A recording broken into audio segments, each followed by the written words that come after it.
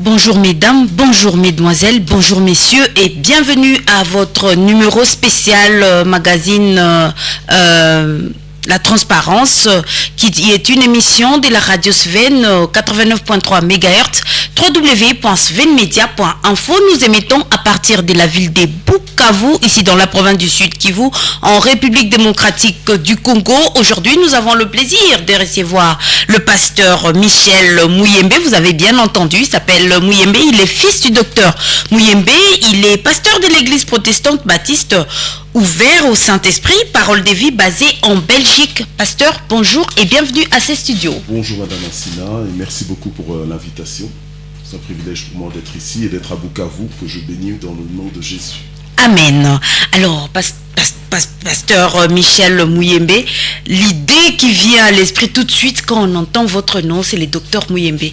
Comment un fils d'un grand médecin comme Muyembe, comme Jean-Jacques Muyembe, peut devenir pasteur?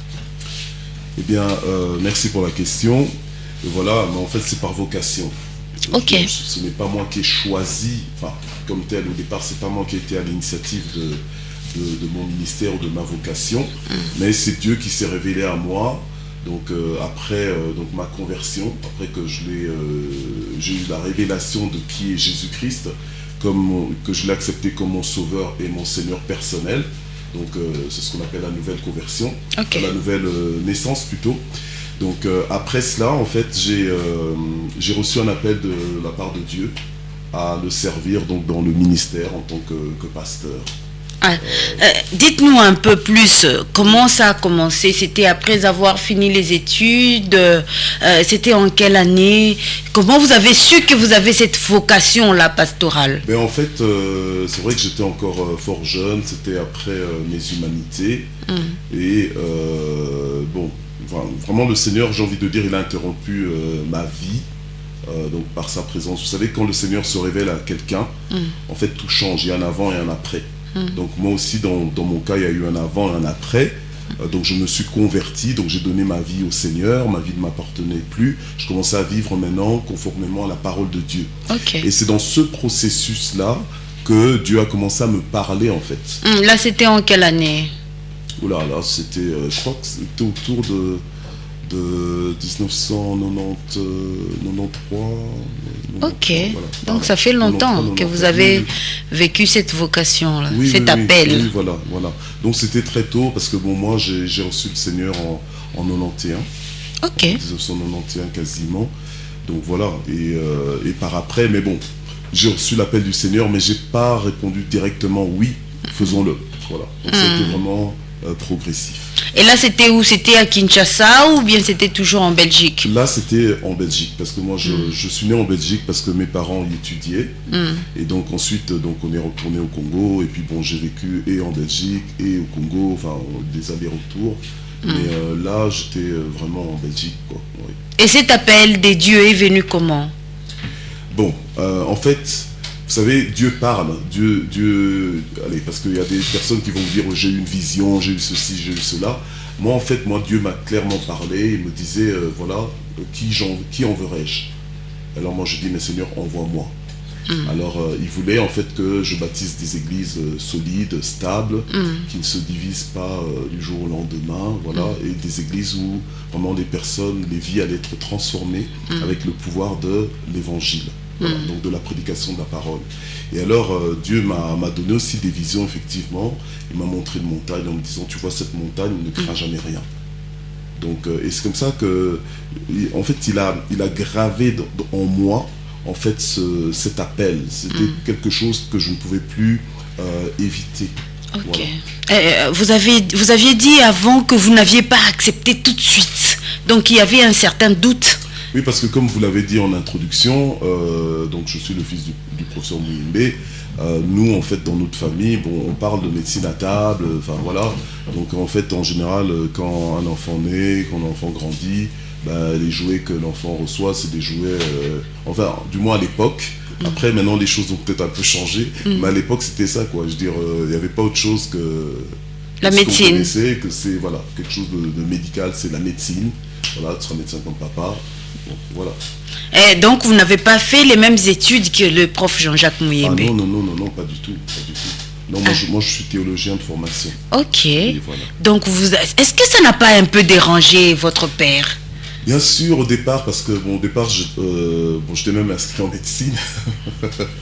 J'étais même inscrit en médecine, mais bon, finalement, voilà, ça ne se passait pas forcément comme on aurait voulu que ça se passe. Parce que bon, moi, personnellement, je ressentais déjà cet appel de Dieu dans ma vie. Donc, mais comment le dire à mes parents que c'est ce que je voulais faire? Donc, c'était un peu compliqué parce qu'eux, ils misaient tout sur moi. Et moi, en même temps, je sentais en fait l'urgence. Vous savez, quand Dieu vous appelle à faire quelque chose, quand Dieu vous donne une instruction, ou bien même en fait dans la vie de tous les jours, quand un parent donne une instruction à son enfant, c'est pas pour plus tard. Hein, normalement c'est pour une exécution dans l'immédiat. Immédiate. Donc c'est pareil avec Dieu. C'est pareil quand Dieu nous demande quelque chose. On a toujours tendance à dire bon écoute que je termine d'abord ce que je suis en train de faire ensuite. Et pourtant le Seigneur n'a pas fait ça avec ses disciples. Il a pris les disciples dans les conditions dans lesquelles les disciples se trouvaient, dans les fonctions dans lesquelles ils étaient, et il les a appelés en disant viens suis-moi et je ferai de toi un pêcheur d'hommes. Oui. Donc en fait c'est le disciple de Jésus, donc l'élève de Jésus qui devient pêcheur d'hommes. Élève disciple dans le sens qu'il suit l'exemple de son maître. Alors, dites-nous, à partir de quel moment le professeur Jean-Jacques Mouyembe a accepté, finalement, il a donné son aval en fait, il vous a donné votre bénédiction, c'est quand même votre père. Ah oui, bien sûr. Et de toute façon, je dépendais de lui en tant qu'enfant, de lui, de ma mère également, donc de mes parents. Donc il a fallu en fait que j'impose le plan de Dieu, parce que c'est pas Dieu ne les a pas appelés eux. Mais Dieu m'a appelé moi, le salut est individuel. Donc dans notre marche avec le Seigneur, on doit aussi prendre notre responsabilité, voilà, d'accepter. C'est moi qui ai entendu Dieu me parler. C'est moi qui ai entendu Dieu me parler. C'est moi qui ai entendu Dieu m'appeler à faire des tâches spécifiques, à mettre ma vie à son service. C'est pas mes parents que Dieu a parlé. Vous comprenez? Donc il a fallu que je dise à mon père, à ma mère, que voilà, moi maintenant, ce que je vais faire, je vais me focaliser, me préparer en conséquence pour le ministère. Et c'était quelque chose d'absolument nouveau en fait dans notre famille. Parce que bon, nous tout ce qu'on connaissait c'était tout ce qui est médical. Et donc là tu viens avec un projet d'avoir un pasteur à la maison, mais on ne sait même pas c'est quoi. Et puis on a beaucoup de préjugés par rapport à être pasteur. Voilà. Parce que bon, être médecin, tu soignes les corps physiques, Oui. mais en même temps, tu as aussi de l'argent derrière. Donc après, toi, tu viens avec un projet d'être pasteur, tu vas vivre comment? Je veux dire, c'est vécu comme un gaspillage. Oui. Voilà, de ressources, un gaspillage de potentiel. Ok, finalement, les parents, ils ont accepté, ils vous ont donné leur aval, ils ont donné leur bénédiction pour que vous soyez pasteur. Ben, en fait, quand un enfant est déterminé, et puis bon, à l'époque aussi, les parents avaient tendance, en fait, à pas vraiment imposer à leurs enfants, mais quand même à les canaliser, quoi. C'était pas comme aujourd'hui où moi-même j'ai des enfants et je leur laisse le libre choix en fait de choisir leur orientation, voilà, académique et même professionnelle. Alors, parlons de votre séjour ici à Bukavu. Oui. Vous êtes là pourquoi? Alors justement, je suis venu sous l'invitation donc du révérend et docteur Denis Mukwege pour justement contribuer à la convention, à la convention annuelle qu'ils font donc, pour l'amour de Sion. Donc c'est une convention qui dure tout un mois, durant le mois de juillet, et moi maintenant donc, je viens pour clôturer cette convention. Après qu'il y ait eu trois autres orateurs qui aient commencé le travail, moi je viens pour clôturer ce travail. C'est vraiment un rendez-vous divin, un rendez-vous du Saint-Esprit. Donc je viens porter ma part en fait. Comment avez-vous fait pour accepter cette invitation du docteur Denis Mukwege? C'est une très très bonne question. En fait, la chose c'est quoi? C'est que en acceptant mon appel, donc l'appel que le Seigneur m'avait adressé de le servir, C'est vraiment un appel pour apporter l'évangile jusqu'aux extrémités de la terre. Donc, où que ce soit. C'est vraiment un appel à la mise en disponibilité. Donc, c'est-à-dire que tu es disponible, c'est pas toi qui décides où tu veux pas. Bien sûr, on peut toujours décider, on peut toujours refuser, mais le Seigneur cherche des ouvriers flexibles. Donc, en dépit de toutes les contraintes, de toute, de tout le contexte, même que Bukavu peut représenter, Oui. eh bien, j'ai dit au Seigneur, Seigneur, me voici. Parce que l'invitation est venue à moi, c'est pas comme si c'est moi qui avais frappé à la porte. Bon, après, même si c'était moi qui avais frappé à la porte, je viens parce que je suis disponible entre les mains du Seigneur. Je viens pas par moi-même, mais je viens vraiment envoyé par le Seigneur. Je sais que j'ai une mission, je viens conduit par le Saint-Esprit. J'ai un message pour des temps comme ceci, en fait, à Bukavu. Est-ce que vous aviez déjà rencontré les docteurs Mukwege avant ou bien vous avez reçu tout simplement l'invitation? Eh bien, en fait, on a d'abord reçu l'invitation, mais en fait, cette invitation, comment c'est venu par le truchement ou bien par le canal du jeune frère du pasteur Mukwege, Denis. Donc son frère, c'est le pasteur Emmanuel Mukwege, qui est un ami à moi. Donc je vais souvent prêcher dans son église en Belgique, le pasteur en Belgique, et comme je suis résident aussi en Belgique, c'est comme ça qu'on se connaît. Et c'est par son canal que l'invitation m'est venue. Mais lorsque on m'a invité, en fait, c'est le docteur Mukwege lui-même qui m'avait écrit. Et moi, je ne m'y attendais pas trop. Bon, après, c'est un ami à mon père, c'est un collègue à mon père. Voilà, donc c'est quand même... ces deux personnes sont quand même les deux des personnalités qui font notre fierté nationale et aussi internationale. Et donc quand j'ai reçu un message donc, du pasteur Denis Mukwege, j'ai dû vérifier si c'était vraiment lui qui m'écrivait. Donc vous ne vous rendiez pas compte qu'il est vraiment en train de vous écrire? Ah ben il fallait que je vérifie parce qu'aujourd'hui tout le monde peut se faire passer pour quelqu'un alors que c'est pas la personne. Donc moi c'est la première fois que je recevais ça et puis il y avait l'idée d'une invitation derrière, donc j'ai dû appeler mon ami, son frère pour vérifier, tiens, est-ce que c'est bien, voilà. Alors revenons dans le thème même de la convention pour l'amour des Sion. De quoi est basé votre message que vous donnez à la population? Alors le sous-thème en fait de cette convention c'est donc c'est de reconstruire ou bien de renouveler des villes longtemps ravagées, longtemps dévastées. Voilà. Donc renouvelons les villes longtemps dévastées, longtemps ravagées. En fait, c'est vraiment un message d'espoir. Un message d'espoir. Vous savez, le Seigneur nous envoie vers les nations pour annoncer quoi? Pour annoncer la bonne nouvelle, qu'on appelle donc l'évangile, la bonne nouvelle, mais du royaume de Dieu. D'accord? Le royaume de Dieu. Que le royaume de Dieu est arrivé, que le royaume de Dieu est accessible. Okay? Donc on parle en fait d'un gouvernement, un gouvernement divin. Et dans le message justement du royaume de Dieu, il y a la reconstruction de l'homme.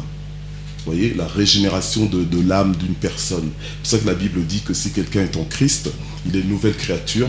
Les choses anciennes sont passées et toutes choses sont devenues nouvelles. Vous voyez? Donc il y a cette idée de renouvellement aussi. Et je crois qu'on ne peut pas renouveler une ville ou bien reconstruire une ville si les âmes, si les constructeurs même de cette ville, si les habitants de cette ville ne sont pas renouvelés, ne sont pas reconstruits.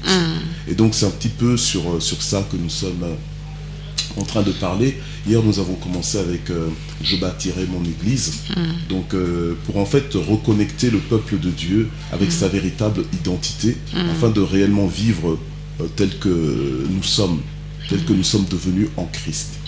Et que faut-il justement faire pour renouveler ces villes-là longtemps dévastées? Ben écoutez, comme disait l'apôtre Paul, je n'ai pas honte de l'évangile, parce que c'est la puissance de Dieu pour le salut, donc pour la délivrance, pour les solutions de celui qui croit en cette parole. Donc je crois qu'il faut déjà recevoir la parole de Dieu, redonner la place légitime à la parole de Dieu dans chacune de nos vies. Dieu lui-même a tout prévu, c'est lui notre créateur, qu'on le veuille ou non, qu'on l'accepte ou pas, c'est lui notre créateur, et il a dit que l'homme ne vivra pas seulement de pain, mais de tout ce qui sort de la bouche de l'Éternel, donc sa parole. il y a beaucoup de gens qui sont enfants de Dieu, qui ont une Bible, mais qui ne réalisent pas que cette Bible est changeuse de vie, elle transforme les vies, et que par cette Bible, justement, on peut réellement réussir dans toutes nos entreprises. Vous comprenez? Alors le diable est là pour nous dévaster, pour nous détruire d'une façon ou d'une autre. Voilà. Et souvent, il peut utiliser des hommes, il peut utiliser il peut utiliser toutes sortes d'instruments pour nous détruire. Quand on est détruit, c'est notre ville aussi qui est détruite quelque part. Ok. Voilà. Donc, nous pouvons tout de suite comprendre que c'est là même qui explique la destruction de notre société congolaise. Mais écoutez, là, vous mettez le point sur la société congolaise, mais il y a d'autres sociétés aussi qui sont détruites. Vous savez, ce monde, en fait, il y a le prince de l'air, il y a le diable qui est en train de tout mettre en place pour apporter la destruction partout, de façon généralisée. Vous voyez? Voilà. Et donc, si maintenant, comme dit la parole de Dieu, si mon peuple sur qui est invoqué mon nom s'humilie et me cherche et se détourne de toutes ces mauvaises voies, moi je l'exaucerai des cieux et son pays je guérirai. Vous comprenez? Et son pays je guérirai. Alors, c'est bien qu'on soit en train de dire Alléluia, Alléluia, mais le problème c'est qu'il faut qu'il y ait une transformation vraiment profonde de notre mentalité. Ok, de la mentalité congolaise. S'il ne faut s'en tenir qu'à notre pays. Ok, de la mentalité de chaque individu. Voilà, ok. Moi, je suis... excusez-moi de ne pas trop m'attarder que sur le Congo, parce que vraiment, j'ai une vision globale. Ok. Vous comprenez? Parce que la mission que le Seigneur m'a donnée, elle n'est pas que pour le Congo. Elle n'est pas que pour la Belgique. Elle est vraiment pour le monde entier, pour les extrémités de la terre. Et donc, c'est la même parole qui est universelle. Donc c'est la même parole qui convient à toutes les nations. C'est avec cette parole-là que Dieu nous a dit, allez et faites des nations, donc transformez les nations en disciples de Jésus. En fait, c'est ce que le Seigneur veut voir. Parce que le renouvellement des villes longtemps dévastées, c'est pas simplement les renouveler, donc remettre de la peinture et tout ça. C'est parce que là, on risque d'être un peu comme le Seigneur lorsqu'il traitait les pharisiens d'hypocrites. Il leur disait race de vipères. Pourquoi il leur disait race de vipères? Parce que les vipères ne changent que de l'extérieur, ils changent de peau. Vous savez, les serpents, à un moment donné, ils changent de peau, n'est-ce pas? Voilà. Mais là, l'intérieur reste le même. Or, en Christ, on doit changer de l'intérieur vers l'extérieur. Vous voyez? Mais puisque c'est la Bible, c'est Dieu lui-même qui recommande aux chrétiens de prier pour son pays et pour les lieux où il habite, car son bonheur en dépend. Vous ne pensez pas que le bonheur des Congolais viendrait de la paix qui règne au pays? Alors, c'est pour ça que je vous ai posé la question par rapport au pays, à la République démocratique du Congo. Mais justement, mais c'est pour ça que j'insiste sur le fait que il faut, parce que juste remplir une église, en fait, vous savez, hier j'ai utilisé l'expression, ce n'est pas parce que tu es dans un garage que tu es une voiture. Vous comprenez? Quand vous avez un garage, c'est le lieu, l'abri où on gare les véhicules, par exemple. Voilà. Mais c'est pas parce que vous êtes dans ce garage-là que vous êtes forcément une voiture. Ok. Vous êtes un être humain, vous êtes ou un enfant. Donc on peut tout trouver dans un garage. Alors le problème c'est que dans l'église, il y a souvent des églises qui sont remplies, mais qui sont remplies de gens qui ne sont pas vraiment transformés en fait. Ok. Or le problème c'est que même le renouvellement de nos villes, la condition même du pays, la paix même que l'on recherche, mais elle dépend finalement de la transformation de chaque individu. Vous comprenez? Et si nous comptons sur Dieu, le Seigneur, il a dit, si mon peuple sur qui est invoqué mon nom, c'est son peuple sur qui est invoqué son nom. Mais si ce peuple-là maintenant s'humilie, donc voilà, donc se soumet vraiment à la parole de Dieu, vous comprenez, revient de ses mauvaises voies, donc toutes les désobéissances à la parole de Dieu, il renonce à cela. Donc il y aura une transformation, un changement de mentalité. La Bible dit que l'homme est tel que sont ses pensées.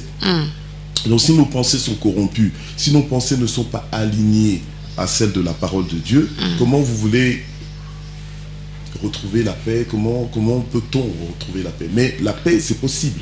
La paix, c'est possible. Alors, en République démocratique du Congo, surtout ici, dans la partie orientale, comme on dit généralement, on commence à dire ces derniers temps, la partie est de la République démocratique du Congo, c'est la paix qui est recherchée. Alors, pasteur Michel Mouyembe, dites-nous, est-ce qu'un chrétien peut-il exercer des fonctions politiques ou bien peut-il s'occuper également de la politique? Alors, c'est une très bonne question. Vous savez que déjà dans la parole de Dieu, ce sont des païens en fait qui nous ont appelés les chrétiens. Mais normalement, nous, en fait, nous sommes des fils de Dieu. Alors maintenant, on est entré dans le langage. Mais le problème, c'est que si on se laisse définir par les mondains, alors du coup, on ne vit plus notre identité. Parce que c'est eux qui décident qui on est, qu'est-ce qu'on doit faire et tout ça. Vous comprenez? Mais nous sommes des fils de Dieu. Nous sommes renouvelés dans notre intelligence et tout ça. On est des fils de Dieu. Et normalement, je veux dire, en tant que fils de Dieu, on n'est pas des religieux, mais on est des politiques en fait. Donc un chrétien par définition, comme vous avez dit, ce sont les mondains qui nous ont identifiés comme chrétiens, et politiques. Oui, on est politique. Pourquoi? Parce que notre message, c'est le royaume de Dieu. Et le Seigneur nous dit qu'on est des ambassadeurs pour Christ. Vous comprenez? Donc en fait, réduire notre connexion avec Dieu, notre alliance avec Dieu à un système religieux nous affaiblit. Vous comprenez? Ça nous affaiblit, ça nous inhibe en fait.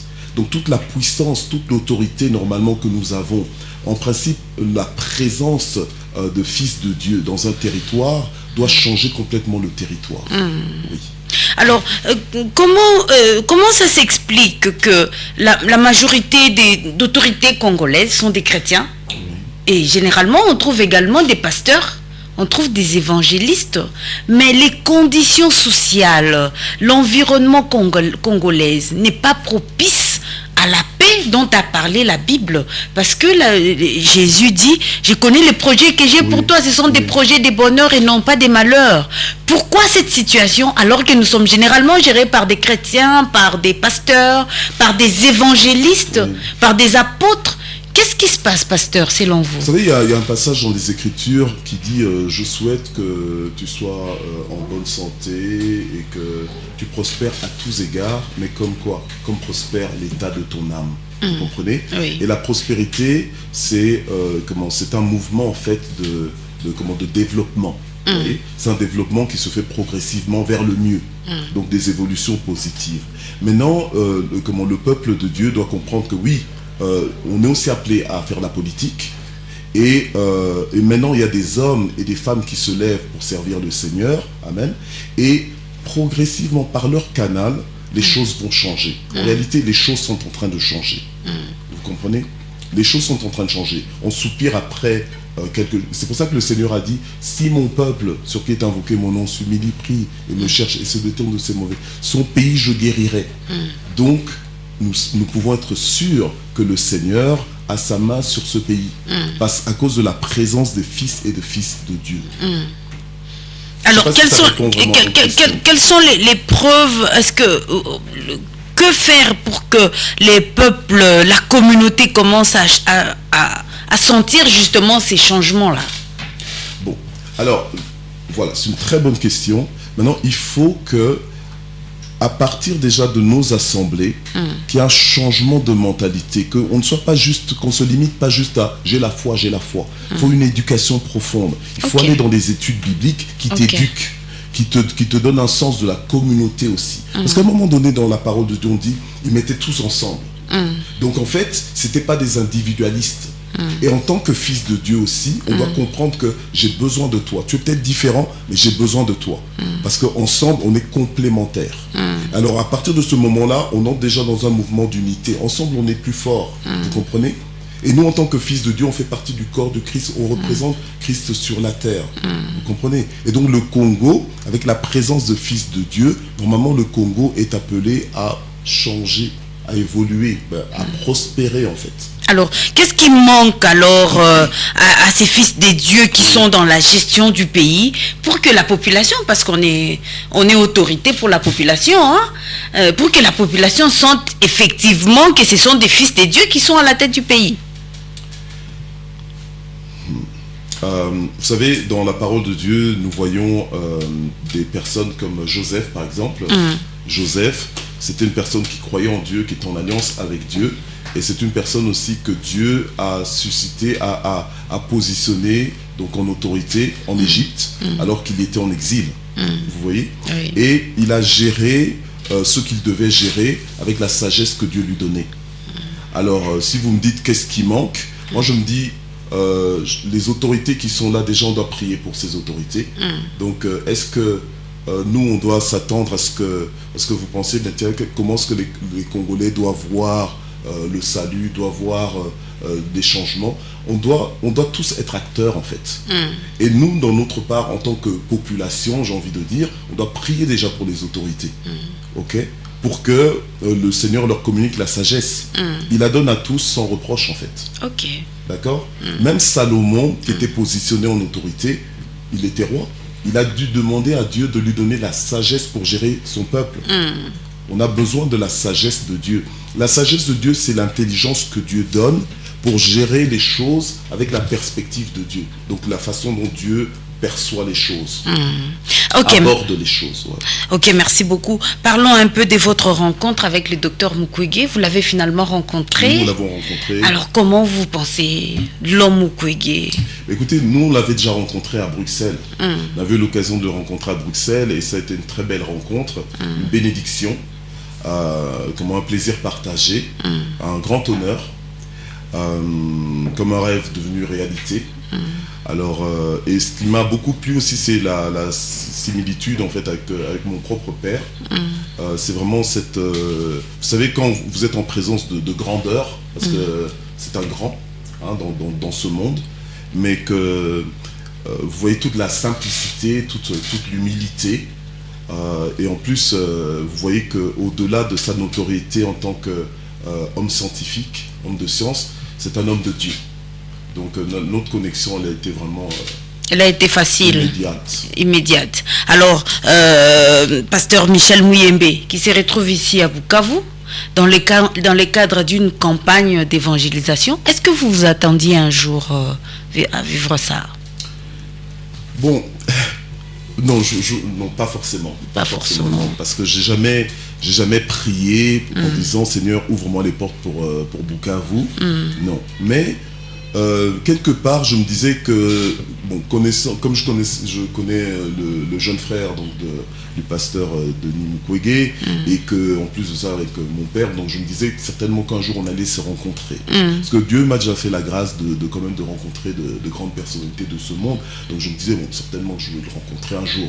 Mais j'étais très honoré en fait de recevoir une invitation de sa part. Vous savez, je voyage partout dans le monde et tout. Bon, des fois, je prêche partout. Je ne choisis pas forcément. Mais là, j'ai vraiment été honoré de venir prêcher ici. Et c'est aussi l'ami de mon père spirituel, donc le pasteur Paulin Pelleté, que j'aime beaucoup, que je respecte beaucoup. Donc, venir ici, c'est vraiment un grand honneur. Alors comment pensez-vous, comment avez-vous trouvé les œuvres du docteur Denis Mukwege en tant que prix Nobel de la paix et tous les autres prix qu'il a déjà reçus? Bien, écoutez, en tout cas, j'apprécie vraiment ce qu'il fait, tous les sacrifices qu'il fait. J'ai eu l'occasion de lire au moins un de ses livres, et j'ai vraiment été touché en fait de découvrir en fait son engagement et les risques aussi qu'il prend. Voilà, vous savez, un homme de telle qualité, on penserait le trouver ailleurs, peut-être en Occident, dans d'autres conditions, mais il a choisi, je veux dire, vocationnellement, au point de vue médical, mais aussi vocationnellement, au point de vue spirituel, il a choisi d'être ici. Et on a été à l'hôpital de Panzi. C'est vraiment honorable ce qu'il fait. Il faut qu'on ait plus de gens comme ça. Si on vous demande de lui lancer un message, que lui direz-vous, pasteur Michel? Eh bien, qu'il continue, qu'il persévère et qu'on est ensemble. Et qu'on est ensemble, que Dieu est avec lui, que nous aussi nous sommes avec lui, que nous prions pour lui, que nous l'aimons beaucoup et qu'il est notre fierté. Alors, est-ce qu'il vous arrive de suivre aussi la situation sécuritaire de notre pays, particulièrement ici, comme on dit, dans l'est de la RDC? Oui, bien sûr, tous les Congolais, tout peuple congolais, en tout cas, qui se respecte, aime son pays.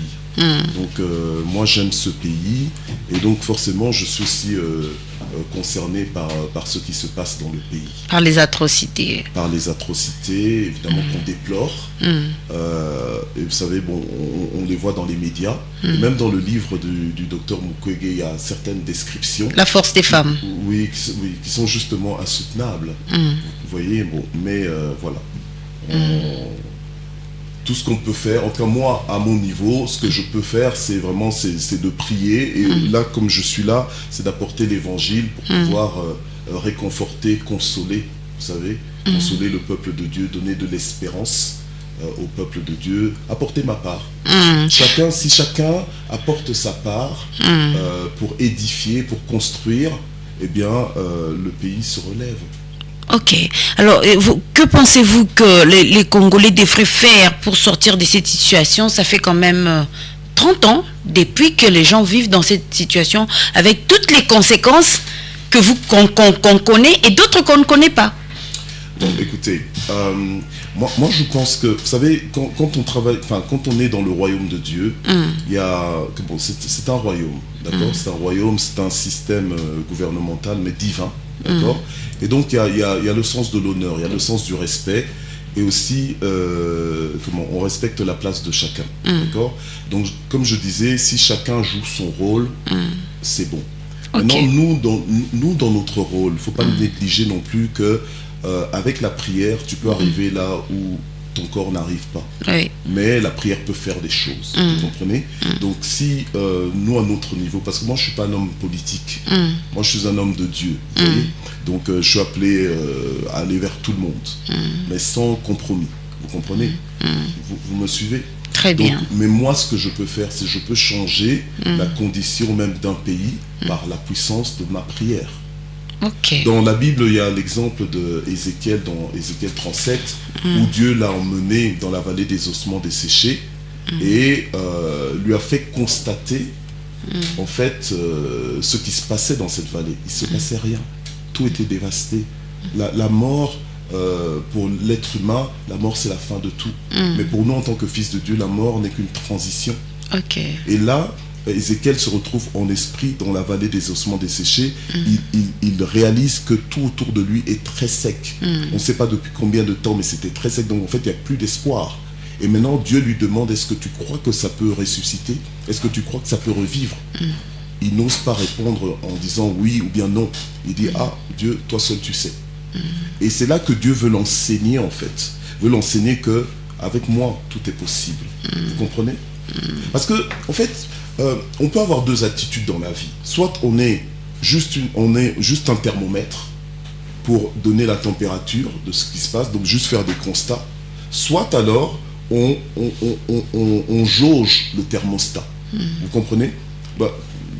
Jauger le thermostat, c'est par exemple si c'est avec l'air conditionné, vous pouvez mettre l'air conditionné à 18 degrés ou à 16 degrés, ou bien alors si vous avez trop froid, vous remontez la température. Vous comprenez? Alors, est-ce que de quel camp on veut être? On veut juste être la personne qui fait le constat, ou bien est-ce qu'on veut être acteur de la vie, voilà. Et en tant que fils de Dieu, le Seigneur nous a sauvés pour sauver les autres, mais c'est pas simplement que spirituel. Il faut aussi que tu puisses prospérer à tous égards, que tu pries pour la ville, le pays dans lequel tu vis, que tu y contribues. Si maintenant Dieu te place en position d'autorité, parce que les politiciens de salon, il y en a aussi beaucoup. Pourquoi est-ce que c'est toujours les gens qui ne sont pas en poste qui savent ce qu'il faut faire? C'est pas normal. Vous comprenez ce que je veux dire? Oui. Mais nous qui sommes peut-être pas en poste, on peut prier. On peut prier sérieusement. Et aussi travailler à ce que les gens dans nos... Parce que c'est bien d'avoir des églises voisines comme ça dans la même rue, mais il faut qu'il y ait un changement de mentalité. Il faut qu'on sente quand même que le pays qu'il y a une présence de fils de Dieu en fait. L'impact de ces églises-là et de ces fils de Dieu. Et donc quelque part, au lieu de tout le temps nous blâmer les uns les autres, regardons d'abord à nous. Au lieu de regarder la paille qui est dans l'œil de l'autre, regarde un peu la poutre qui est dans ton propre œil. Vous voyez ce que je veux dire? Et ça, c'est aussi revenir à un sens de responsabilité. Vous voyez?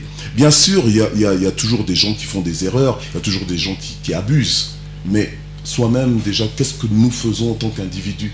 Parce que si maintenant notre langage, c'est on attend tous, on commence à tous se pointer du doigt, mais finalement, qui est responsable de quoi?